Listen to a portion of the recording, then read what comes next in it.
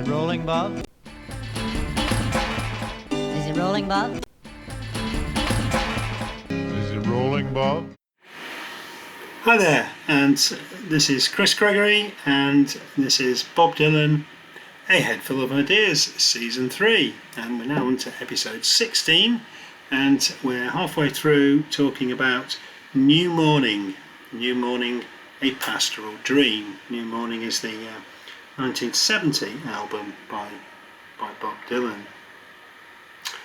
Day of the Locusts is one of the few Dylan songs which can be said to be directly autobiographical, as it recounts his experience of and largely negative reaction to the award of an honorary degree by Princeton University on June the 9th, 1970. There's not many Dylan songs that you can actually say are about a specific event, but this actually genuinely is. The account, however, is rather comically exaggerated. This was the first time that Dylan had received any kind of award from the academic world. Of course, he's had an awful lot since, or indeed any recognition from what was then called the establishment. He attended the ceremony with his wife Sarah and David Crosby, not necessarily the best person to take with you anywhere really. Anyway, Crosby had apparently laid some killer weed on them, leaving Bob in a state of considerable paranoia.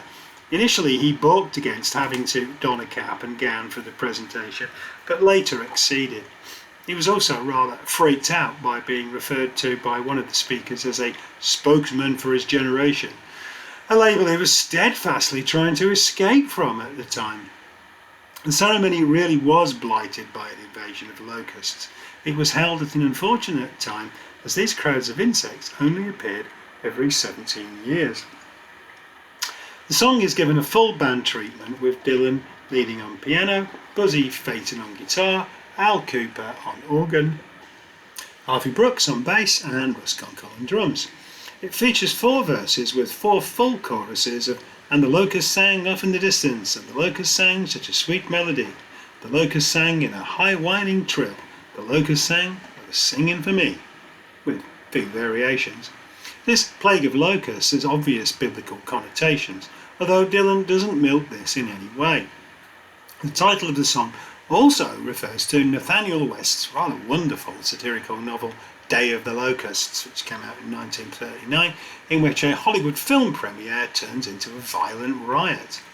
Dylan mocks his own nervousness and paranoia at the ceremony, with the last line of the chorus inferring that the infernal buzzing of the locusts is reflecting the chaos in his own mind as he suffers through the ceremony. We kick off with some comical description. The benches were stained with tears and perspiration. The birdies were flying from tree to tree. It will soon be clear that the tears and perspiration are those actually of the narrator himself. The use of the rather childish term birdies appears to reflect the narrator's inebriated state of mind. He tells us that there was little to say, there was no conversation, as he steps up to accept the award. The opening lines of the second verse again present the scene from his paranoid point of view. "I glanced into the tomb where the judges were talking. Darkness is everywhere. It smelled like a tomb." In his mind, the gowned academics resemble judges. Since dropping out of college in 1961, Dylan had had a strained relationship with academia, expressed most eloquently in the bitterly sarcastic Ballad of a Thin Man. At the same time, he clearly considered himself a serious poet. Now, in his fantasy, he feels he is being judged and seems scared of being trapped in the kind of academic mindset he'd always railed against. He tells us that he feels like running away, there and then, but suddenly he sees light in the room. Despite this sudden moment of calm, it's obvious that he will only be happy once the ceremony is over. His mind is barely focused on what's actually happening to him. He hears trucks unloading in the distance and, using a rather obvious pun, states that the weather was hot, nearly 90 degrees. Then, in a reference to the absolutely loaded Crosby, he delivers the song's funniest lines. "The man standing next to me, his head was exploding. I was praying the pieces wouldn't fall on me." Finally, he discards his gown, grabs his diploma and his sweetheart and makes a swift exit straight for the hills, the Black Hills of Dakota. With a final sigh of relief, he declares, "Sure was glad to get out of there alive." In reality, the Black Hills of Dakota are actually almost 2,000 miles from Princeton University, which is in New Jersey. So they were on a long drive, weren't they, by the sound of it. But Day of the Locusts is, of course, not a documentary, but a comically stoned reverie. It's a little ironic that Dylan, with his newly shorn hair and his modest regular guy self-presentation of the rural retreat years, now presents his audience with such an obvious stoner's song. The two songs that complete side one of the album, Winterlude and If Dogs Run Free, are also comic pieces. They take Dylan into new musical territory. Although their musical templates are quite different to the rest of the album, they maintain the dreamlike ambience. Winterlude is a country-style skating waltz which piles cliché on cliché in an evocation of an idyllic snowbound scene, which could be said to anticipate 2009's Christmas in the Heart album. It's a kind of love song to the winter itself, reflected through an idealised version of Dylan's own childhood in the cold North Country. It also marks the first signs of Dylan's fascination with the American sentimental musical tradition, which will influence much of his output in the 1980s and eventually lead to the Sinatra trilogy of the 2010s. The song has some resemblance to Elvis Presley's ultra-syrupy Crying in the Chapel, while its wintry imagery conjures up scenes from romantic Esther Rogers movies, such as Swing Time, in which the legendary couple's spectacular dance moves are set against blizzards of fake snow, or they don't make them like that anymore, do they? Anyway, or Shall We Dance, 1937, where the pair cavort in roller skates on a skating rink in Central Park. With his tongue very firmly in his cheek and using a vocal delivery similar to the softened Nashville skyline tone, Dylan depicts a winter wonderland while confessing his love to a girl called Winterlude, who he refers to as Darling, my little app, and then my little daisy, cranking up the corniness as he rhymes these terms of endearment with no quarrelling, chapel, and lazy. He clearly delights in this feast of self-parodic humour. Lines like, "You're the one I adore, come over here and give me more," and the way he refers to the girl as the angel beside me, add to this effect. In the second and third verses, the narrator celebrates the snowy scene as he implores his love to come out when the skating rink glistens, while the snow is so cold but our love can be bold. Later, the moonlight reflects from the window while the snowflakes they cover the sand. All this is observed from the comfort of home, where the lovers sit by a log fire. There's certainly a sense that Dylan, as on Self-Portrait, is mocking his own public image and taunting his fans. Winterlude presents another dreamscape in which the narrator drifts back in his mind to his childhood. It presents his rural retreat as cosy and, well, Disney-fied. But as both the narrator and his sceptical audience must both know, it may not be long before the snow white scene will be melting away. If Dogs Run Free is a jokey, philosophical spoken piece and an affectionate parody of the 1950s jazz and poetry scene, beloved of the Beat Poets.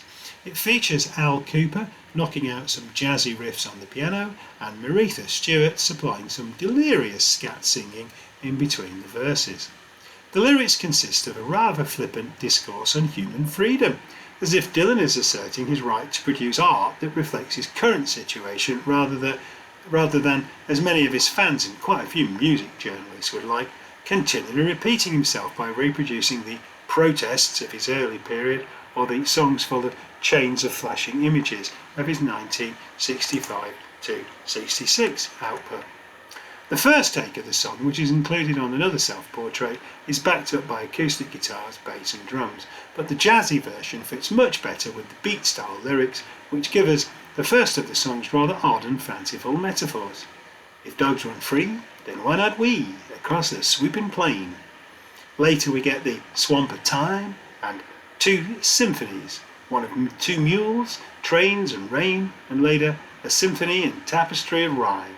The narrator declares the wish to be in harmony with the cosmic sea, He assures us that true love can make a blade of grass stand up straight and tall.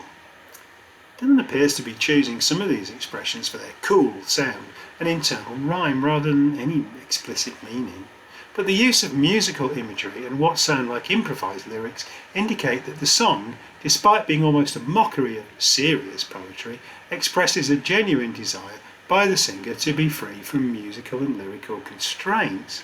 The way it switches musical genres after Winterlude is a defiant demonstration of the singer's intention to explore both new musical areas and new ways of expressing himself. The jazzy inflections again return us to the music of Dylan's childhood, taking us further into the album's retrospective inner dream world. New Morning also includes several rather dreamy love songs, indicating that it is the overwhelming affection he feels for a particular woman that keeps the narrator happy in his rural retreat. One More Weekend is a joyful, if rather inconsequential 12-bar blues in which the narrator expresses his lustful desire to spend one more weekend with the object of his love. The fact that he is only asking for such a brief liaison indicates that rather than confessing true love, he's playing the part of a seducer, announcing that you're the sweetest gone mama this boy's ever going to get. He urges her to leave all the children home so they can be alone, for obvious reasons. He promises her a weekend of lustful fun in which they will be flying over the ocean. Bigging himself up, he declares that he is slipping and sliding. This is a reference to a sexually provocative Little Richard song, like a weasel on the run.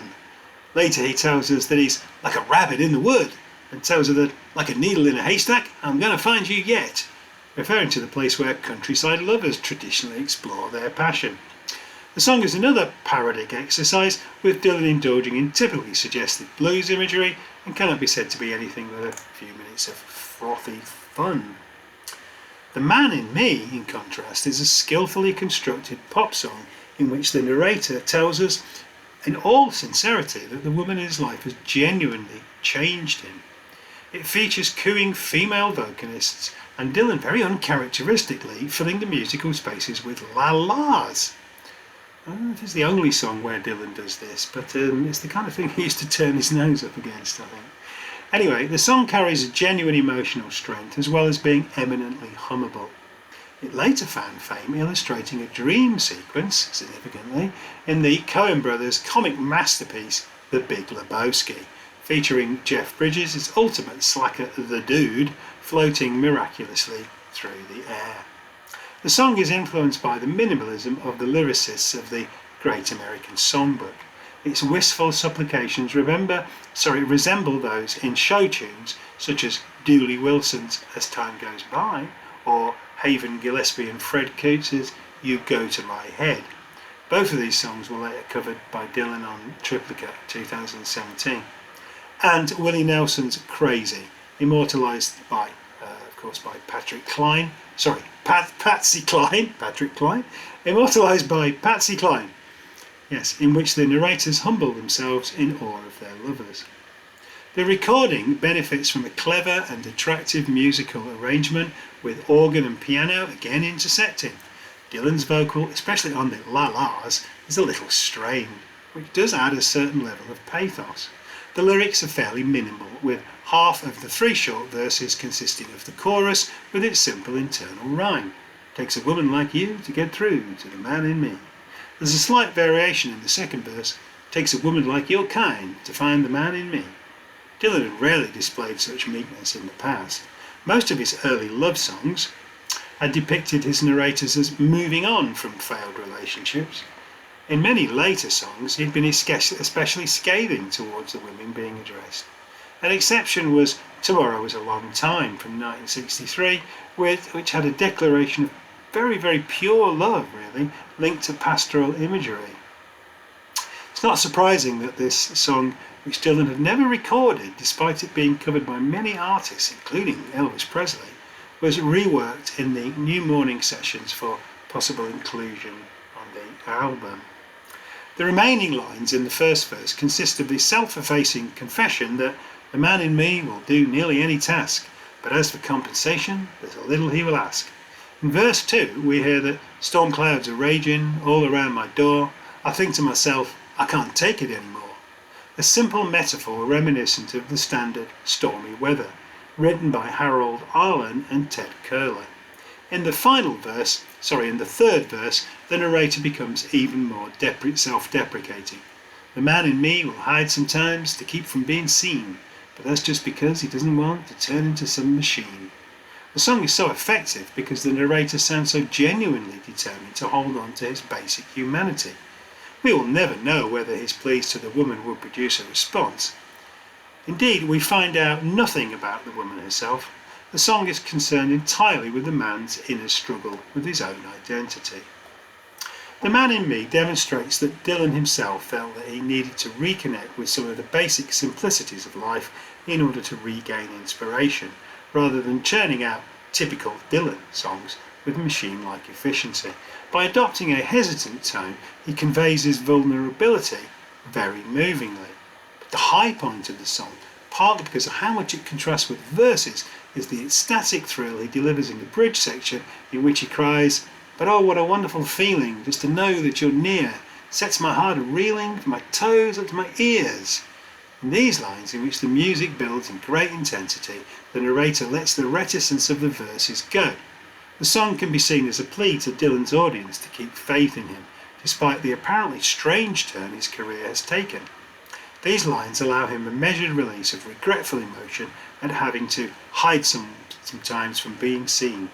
They express a longing to return to the public arena, despite the storm clouds gathering outside.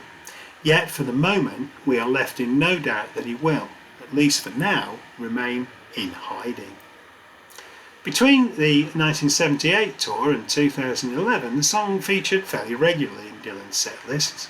The 1978 version of the song, first developed during the rehearsals at Rundown Studios in late 1977, features variant lyrics which shift the tone of the song considerably. The storm clouds line is replaced by the decidedly more extreme "Lost on the River of No Return," which appears to be a reference to the 1954 western starring Robert Mitchum and Marilyn Monroe, directed by Otto Preminger. The song now contains a disarmingly honest confession of infidelity. "I know you got a husband, and that's a fact, but if you don't want to turn me loose, please cover my tracks." Whether the insertion of these lines had any relevance to Dylan's personal situation at the time is unknown, but in later years the original lyrics returned. The song has implied a plethora of cover versions, including a striking reggae version by Matumbi, 1976, which was the model for Joe Cocker's soulful reading of the same year. Since the release of The Big Lebowski, it's become something of an Americana standard, with covers by Cracker, Jason Isbell, Emma Swift, and a number of others. The most cheerful and heartwarming song on the album is undoubtedly the title track, with its rousing repeated chorus. "So happy just to see you smile," later, "to be alive, underneath that sky of blue, on this new morning," repeat it, "with you." As with The Man in Me, the other lyrics are pretty minimal. Here they paint a rosy and nostalgic picture of the rural idyll. The infectious rhythm of the song, propelled by Russ Kunkel's spirited drumming, suggests that the lovers are driving down a rather bumpy country road in an old jalopy in some dreamlike version of the past. "Can't you hear that rooster crowing? Rabbit running down across the road, underneath the bridge where the water flowed through." It's as if they are driving through a picture postcard. In many ways, the song recalls the tearful joyousness of Louis Armstrong's monumental recent hit, "What a Wonderful World." All three verses begin with a question, which draws the listener into this warm and reassuring scene. Can't you hear that rooster crowing?" is followed by "Can't you hear that motor turning?" and "Can't you feel that sun a shining?" Each one involves the listener viscerally in the song. "Automobile coming into style" suggests an early 20th century setting. The bumpy drive continues. Coming down the road for a country mile or two, we see a groundhog running by a country stream. Dylan declares exuberantly, "This must be the day that all of my dreams come true." It's easy to see why this is the title track. In no other song does Dylan convey such pure joy in such an unequivocal way. Here, in a nutshell, is the essence of his pastoral retreat, with all the elements painted in suitably tasteful shades, like one of Constable's intricate landscapes. If Not For You, which opens the album, is another pure love song. It could almost be described as an exercise in simplicity, with Dylan attempting to produce the most stripped-down use of language possible. It's been covered widely with versions by George Harrison, Olivia Newton-John, who scored a top 10 hit with the song in the UK, Brian Ferry, Richie Havens, Bob Younger, and many others. Dylan has performed the song around 100 times in concert. Although many of his live versions are enhanced by varied instruments, he's never changed the lyrics. He also retains the recorded version's jaunty tone throughout. The song works just as well, however, as a slow ballad, as Dylan demonstrates on the violin-led version that appears on Another Self-Portrait. The song contains 4 verses, one of which is repeated. It stays strictly within its A-B-B-A-A rhyme scheme. There's no chorus or bridge, but the title line is repeated at the beginning and the end of each verse. It begins in a fairly nondescript and static way with the narrator trapped inside a room. If not for you, babe, I couldn't find the door, couldn't even see the floor, if not for you. Then we hear him eagerly anticipating the new morning to come. He tells us that without her presence, I'd lay awake all night, wait for the morning light to come shining through. But it would not be new, if not for you. In the 3rd verse, we then step outside. The narrator tells us that, if not for you, my sky would fall, rain would gather too. The phrase, my sky would fall, apart from conjuring memories of the nursery rhyme character Chicken Little, strongly suggests that this sky of blue, the dream landscape that's created on the album, could all collapse without the lover who makes this all possible. The use of the word gather, normally used to describe clouds rather than the rain that comes out of them, is an interesting use of pathetic fallacy, as if the rain is waiting to fall if the lover were to absent herself. To emphasise just how much she is holding up the sky, he cries, without your love, I'd be nowhere at all. I'd be lost if not for you. There's so much emphasis on the song on his dependence on her that some have identified as actually addressing God rather than a woman. The chief evidence for this comes in the last verse, where Dylan declares, if not for you, winter would have no spring, couldn't hear a robin sing. Anyway, it wouldn't ring true if not for you. Certainly one might argue that the female love object is the creator and upholder of New Morning's pastoral paradise. But given that she is addressed earlier as babe, it's stretching a point to identify her as a deity. Yes, we don't normally, normally pray to God and call him babe, do we? Yeah. Anyway, it's certainly true, however, that If Not For You is a song of faith. But that faith is dependent on the goodwill of another human being, rather than some divine entity, really. Without her presence, the entire edifice could clearly come crashing down. Thus, the song symbolises both the hope and fear that are interwoven throughout the other songs of the album. Dylan's use of a deliberately minimal syntax here positions him as a humble supplicant, whereas detached and often cynical participants in love affairs, as he's often portrayed in, say, the love songs of Blonde on Blonde, here he presents himself as a simple guy, a one-man woman who is so in love that without her his world will collapse, his sky will fall in. Winter would not be succeeded by spring. By positioning himself like this, and by utilising the simplest language possible, Dylan celebrates the directness of such devotional love with humble grace and great precision.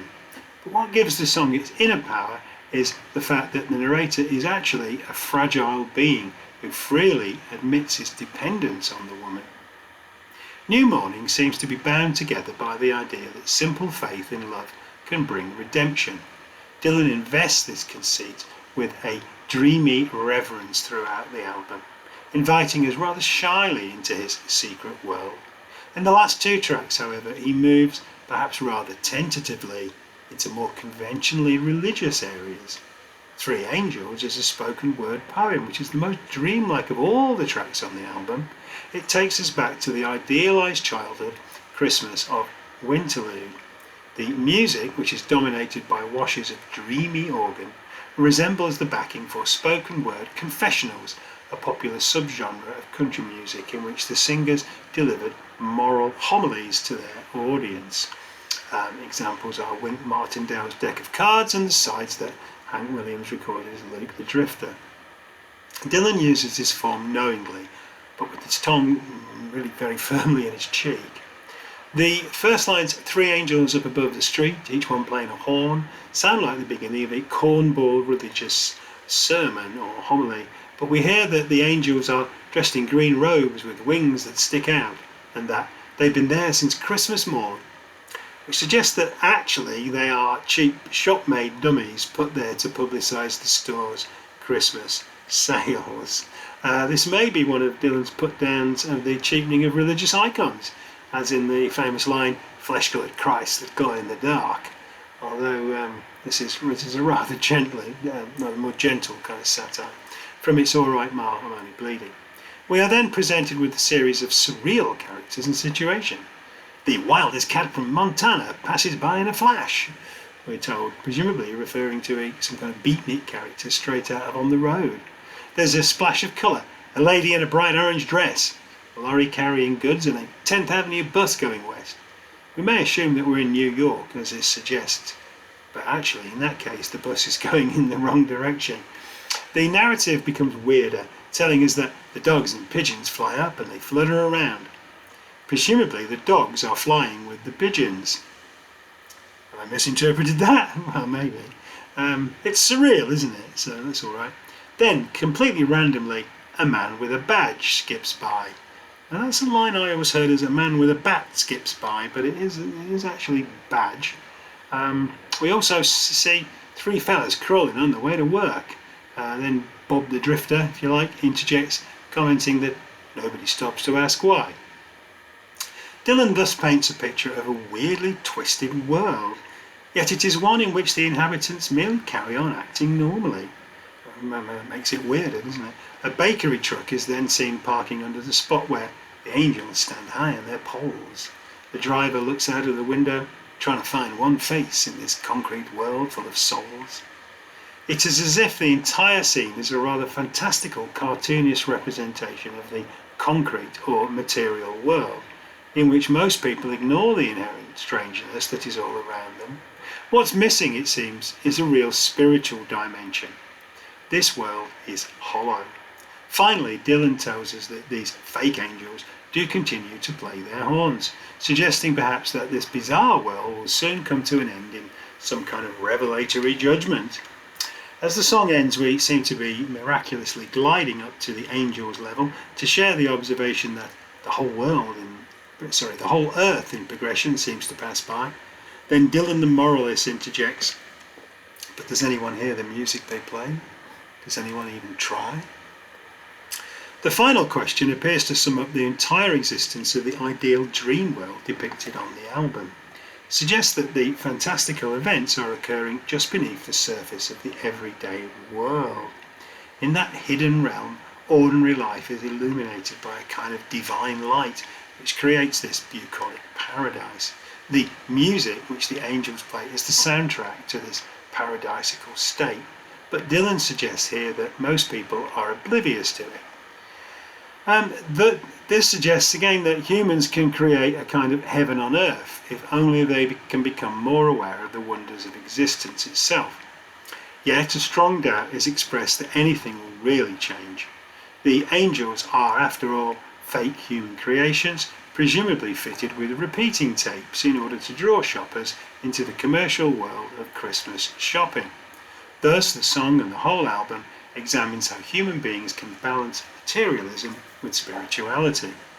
3 Angels takes a rather left-field, skewed look at this fundamental human dilemma and concludes that, although the narrator of these songs may have entered a blissful state, happiness itself is a decidedly fragile phenomenon.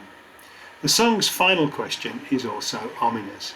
Dylan appears to be suggesting that unless we wake up and listen to the divine music of the angels, which represents the possibility of human beings rising to a higher state of consciousness, then we as a race may be doomed.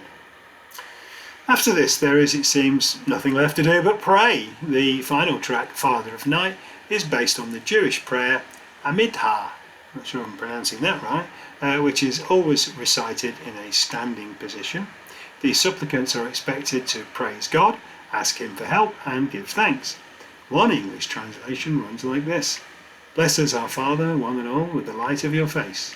For by the light of your face you have given us, Lord our God, a Torah of life and love of kindness, charity, blessing, mercy, life and peace. May it please you to bless your people, Israel, at all times and in every hour with your peace. Dylan's song is a haunting little 3-verse song lasting only a minute and a half. He plays a repeated rhythmic line on the piano, which is accompanied by the female vocalist, providing atmospheric oohs in between the verses. As on John Wesley Harding, he uses deliberately archaic terms such as taketh, teacheth and shaketh. The word Father appears at the beginning of each line, except for the 4th line of each verse. The song certainly praises God and gives thanks, although the narrator does not specifically ask for help. The Father portrayed here is not only identified as a beneficent force, he is also said to take the darkness away, to teach birds to fly, to be a builder of rainbows up in the sky, to build mountains and shape clouds. He's not only a father of time, father of dreams, father who turneth the rivers and streams, and the father of grain, wheat, cold, and heat, air and trees, but also the father of loneliness and pain. Although the song ends by dutifully stating that he is the Father of whom we most solemnly praise, the narrator makes no demands on the deity. The song is a simple statement of belief in a patriarchal but non-denominational God who controls all aspects of life and the universe. This God may dwell in our hearts and our memories, but he is depicted as non-judgmental and mainly benevolent. Father of Night may be Dylan's first avowedly religious song, but the God he praises seems to be closer to the Great Spirit of Native American belief than a vengeful and cruel Jehovah figure. He is the God, perhaps, who watches over the sojourn in paradise, which is depicted in New Morning, a reassuring but ultimately distant figure. But what is most striking about this final coda to the album is its essential humility. Here is Dylan, the creator of so many linguistic mountains and clouds and fantastic scenarios, apparently bowing down and finally admitting that he feels he's subject to a higher power. Thus his pastoral dream world could at any time be swept away, leaving him to confront far more complex existential questions than he does in the songs of this period. The world of New Morning is thus a very fragile one, and one which Dylan finally has to admit that he himself has very little control over. Okay, that's the end of the stuff on New Morning. I do hope you've enjoyed that. If you've just heard this one, there is a part 1. If you look for that, don't forget to like and subscribe, and see you next time. Bye.